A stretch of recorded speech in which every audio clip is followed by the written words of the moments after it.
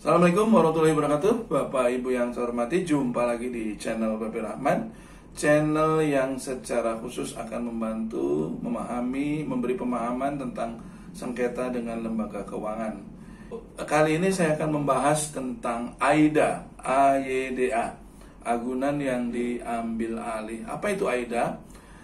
Dalam peraturan Bank Indonesia yang nomornya saya tidak perlu sebutkan, Bapak Ibu bisa browsing sendiri di Google, diatur tentang bagaimana mekanisme AIDA. Tapi secara arti bebasnya bahwa AIDA adalah agunan milik debitur yang dilakukan pengalihan baik secara lelang ataupun penjualan secara sukarela, penjualan di bawah tangan secara sukarela.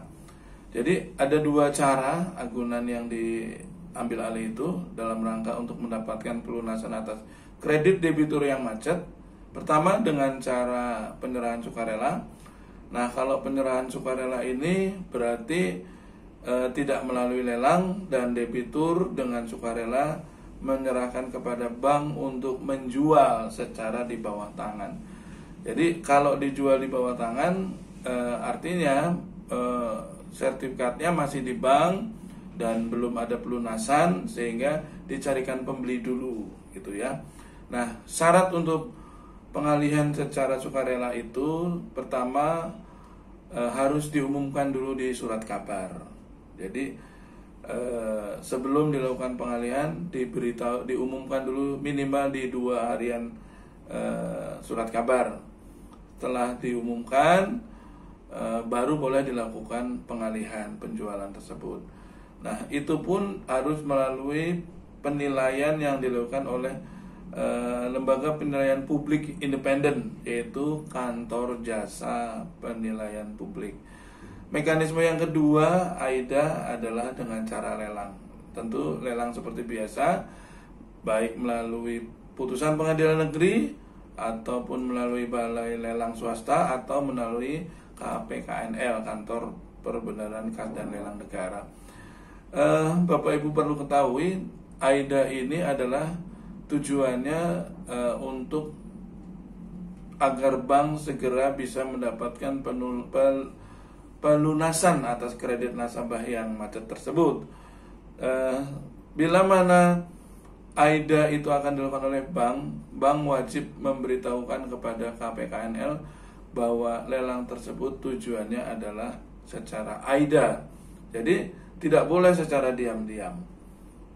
Yang seringkali dilakukan di lapangan, ditemukan di lapangan, prosesnya seperti lelang biasa, tapi sebenarnya itu AIDA.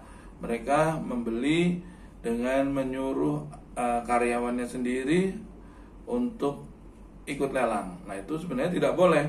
Tapi karena susah dibuktikan bahwa itu adalah AIDA, sehingga banyak hal yang seringkali dijumpai di lapangan seperti seolah-olah lelang biasa.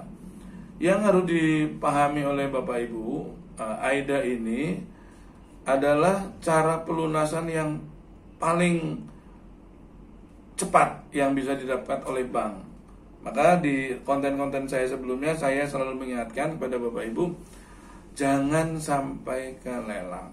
Jadi kalau memang usahanya sudah tidak lagi mungkin untuk diharapkan dapat mengangsur seperti biasa, tidak mungkin lagi diandalkan untuk dapat mengangsur bulanan, ya jangan ragu-ragu untuk menjual aset, baik aset yang sedang diagunkan ataupun aset yang lain.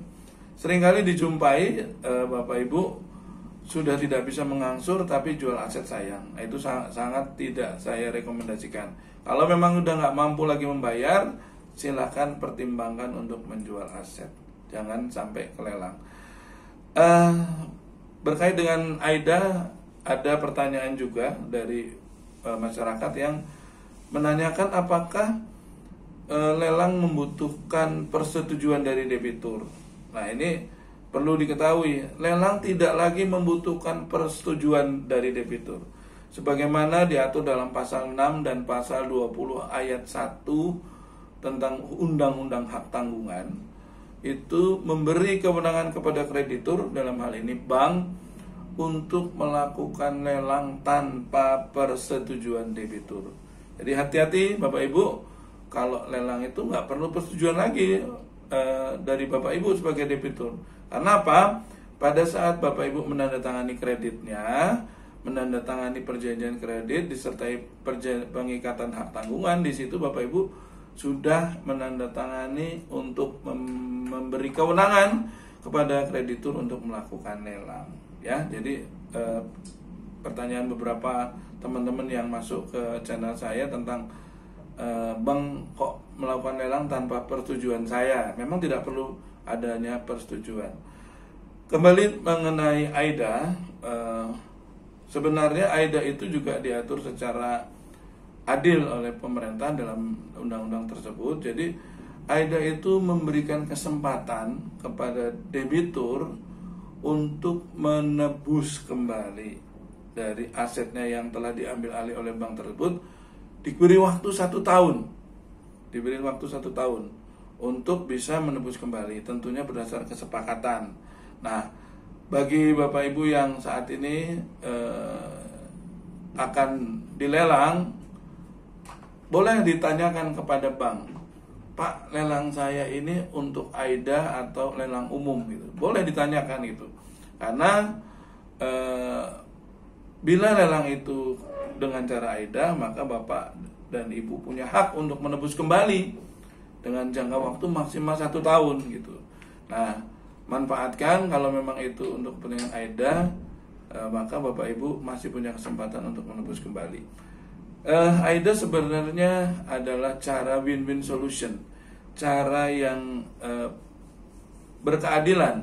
Jadi bank dalam hal ini bisa segera mendapatkan pelunasan, sedangkan debitur juga masih diberi kesempatan untuk menebus gitu.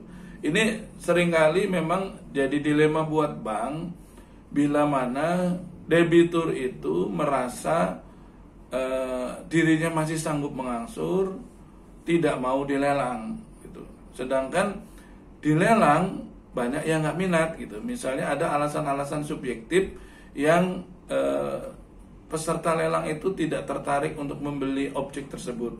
Bisa karena misalnya segan dengan pemiliknya, atau tidak ingin bermasalah dengan pemiliknya dan sebagainya. Nah, yang sering dilakukan oleh bank adalah dengan cara dibeli secara AIDA. Ingat Bapak Ibu, bila aset tersebut sudah dijual secara AIDA, maka hubungan keperdataan Bapak dan Ibu sudah dengan bank sudah putus.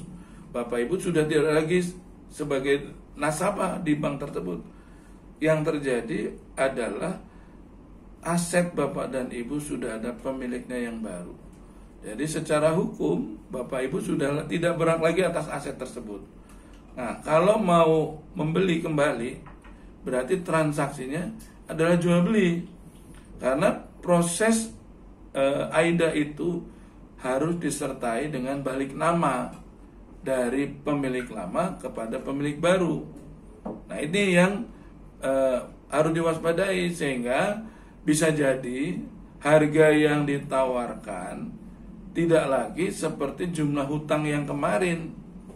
Ya, contoh misalnya gini, harga asetnya 5 miliar, utang Bapak Ibu cuma 700 juta. Kemudian dilakukan AIDA dengan harga katakan 2 miliar. Nah, karena sudah dibeli dengan harga 2 miliar, belum tentu yang memiliki sekarang, dalam hal ini bank, itu mau menjual dengan harga 2 miliar. Walaupun sebenarnya utangnya cuma tadi misalnya 700 juta gitu. Dia akan menjual secara jual beli, karena bukan lagi hutang piutang. Nah, ini yang harus diwaspadai Bapak Ibu. Jadi saya selalu menyarankan, menekankan kepada teman-teman, kepada Bapak Ibu semua, kalau sudah tidak mampu mengangsur, segera pikirkan opsi pelunasan. Jangan tanpa solusi, tanpa perencanaan yang matang. Karena pada saat Bapak Ibu menunggak, Bapak Ibu itu sudah mengaktifkan bom waktu yang namanya lelang. Lelang adalah hak bank. Lelang bisa cepat, bisa lambat, karena lelang adalah kepentingan bank dalam rangka untuk mendapatkan pelunasan. Nah, kembali tentang AIDA tadi, Bapak Ibu, kalau posisinya sudah mau dilelang, coba tanyakan, Pak, ini akan dilelang secara AIDA atau lelang biasa gitu. Kalau lelang biasa tentunya dengan AIDA tentunya Bapak Ibu strateginya berbeda ya. Kalau lelang biasa Bapak Ibu berarti berkemungkinan pembelinya itu orang luar gitu ya. Artinya masyarakat luas, karena itu lelang bisa secara online, orang manapun dari manapun bisa daftar. Tapi kalau AIDA itu bank sudah jelas yang akan jadi pembelinya. Walaupun tidak menutup kemungkinan pada saat pemberitahuan lelang itu diumumkan ada yang minat yang lain gitu. Nah, kenapa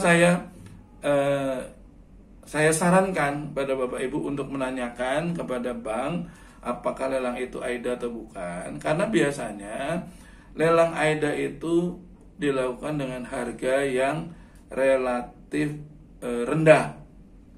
Nah, ada pernah satu kasus klien kami di Bekasi itu dilelang secara AIDA oleh bank. Pinjamannya 1,1 miliar. Ditawar untuk dilunasi 1,1 miliar nggak boleh. Tapi dalam waktu nggak lama sejak penawaran itu dilakukan, justru aset itu dilelang hanya 750 juta. Nah, pemberitahuannya biasanya bank pemberitahuan lelang dengan AIDA itu, ya ini di luar konteks aturan main ya. Kadang-kadang praktek di lapangan itu menyimpang dan lebih memanfaatkan kekosongan hukum yang ada. Bank melelang hanya 750 juta.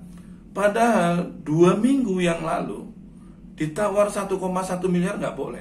Hutangnya 1,1 miliar, ditawar untuk dibayar 1,1 miliar, artinya dibayar dilunasi pokoknya 100%, minta pembebasan bunga, nggak boleh. Tapi justru dilelang dengan angka 750 juta. Nah, saat itu ada jeda tunggu pemberitahuan ke lelang itu masih kurang 1 minggu. Sayangnya debitur kita ini, klien kami ini, untuk mendapatkan angka 750 juta itu lama gitu, sehingga akhirnya pada hari H lelang uang belum tersedia. Coba bayangkan kalau lelang itu di angka 750, kemudian klien kami bisa siapkan uang 750 juta, berarti dia bisa berhemat banyak, berhemat 350 juta. Ya, ditawar 1,1 nggak boleh, malah dilelang 750. Nah, karena sudah dilelang dengan angka 750 juta, maka setelah itu transaksi berikutnya adalah bukan lagi transaksi pelunasan bank, karena bank sudah dilunasin hutangnya dengan cara AIDA. Nah, berikutnya udah transaksinya jual beli. Kalau Anda mau beli dengan harga sekian, kami lepas. Kalau enggak. Itulah yang saya maksudkan, Bapak Ibu harus waspada. Makanya tanyakan, kalau lelangnya secara AIDA, Bapak Ibu segera persiapkan uang, karena bisa jadi justru dilelang di bawah pokok hutang. Seperti itu ya, kira-kira, mudah-mudahan bermanfaat. Kita jumpa lagi di lain kesempatan. Terima kasih. Assalamualaikum warahmatullahi wabarakatuh.